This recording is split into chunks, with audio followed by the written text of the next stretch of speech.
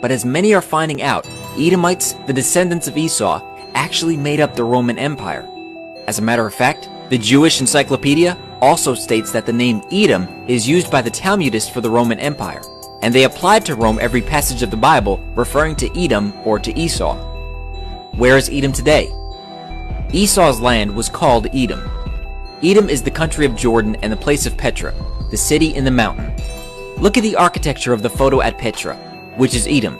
Notice how it resembles Rome along with many of the structures all over the world.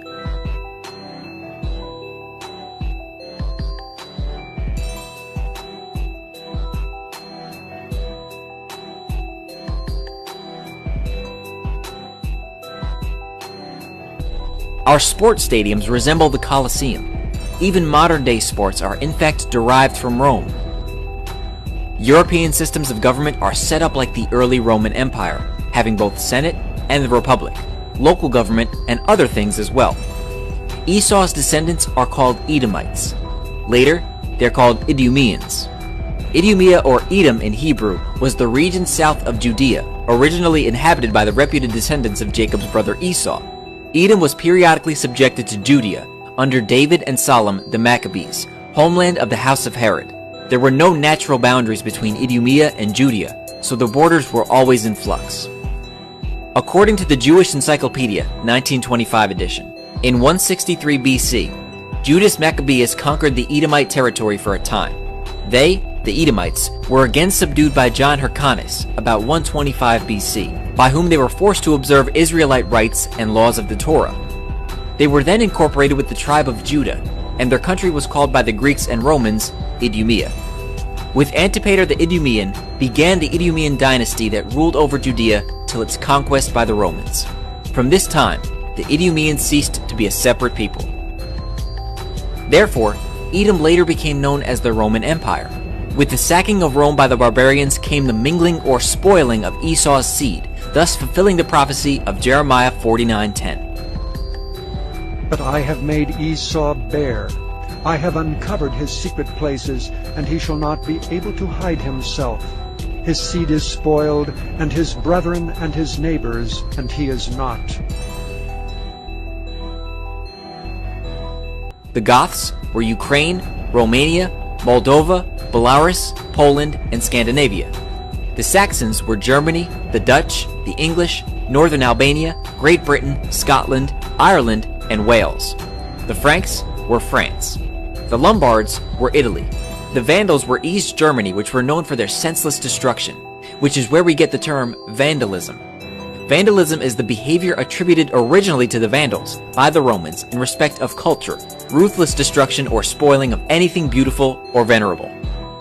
These kingdoms all branched off into other kingdoms such as Canada, America, Caucasus, Siberia, Central Asia, Sweden, Finland, Norway, Ireland, and maybe others.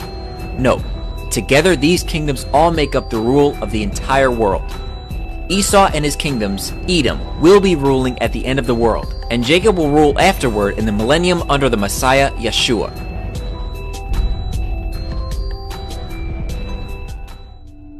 Many Bible scholars teach that the Edomites no longer exist, but Scripture clearly shows them in the last days. Was not Esau Jacob's brother, saith the Lord? Yet I loved Jacob, and hated Esau, and laid his mountains and his heritage waste for the dragons of the wilderness. Whereas Edom saith, We are impoverished, but we will return, and build the desolate places. Thus saith the Lord of hosts, They shall build, but I will throw down, and they shall call them the border of wickedness, and the people against whom the Lord hath indignation forever. Many people use this scripture to claim that Edom was exterminated, but this is not what the passage implies. It states very clearly that the Most High hated Esau and laid his mountains and heritage to waste. But in the next verse, it states, Edom saith, We are impoverished, but we will return and build the desolate places. At the time of Malachi's prophecy, Edom was a wasteland between 445 and 432 BC. How do we know this? The Most High said, I laid, past tense, his mountains and his heritage to waste. Edom's response was, We will return and build the desolate places. So if Edom was completely destroyed, how could they say that they'd return? And why would Scripture give reference to Edom still being around in the last days? The Most High's response was, "They shall build, but I will throw down." This is a future prophecy that Edom will return and rebuild, but the Most High will destroy his kingdom in his final judgment against Edom in the last days. For Esau, Edom is the end of the world, and Jacob is the beginning of it that followeth. 2 Esdras chapter 6 verse 9, the Apocrypha. The prophecy in Isaiah chapter 63 verses 1 through 6 confirms that this is indeed what will happen. Who is this that cometh from Edom, with dyed garments from Bozrah? This that is glorious in his apparel, traveling in the greatness of his strength. I that speak in righteousness, mighty to save. Wherefore art thou red in thine apparel, and thy garments like him that treadeth in the wine fat?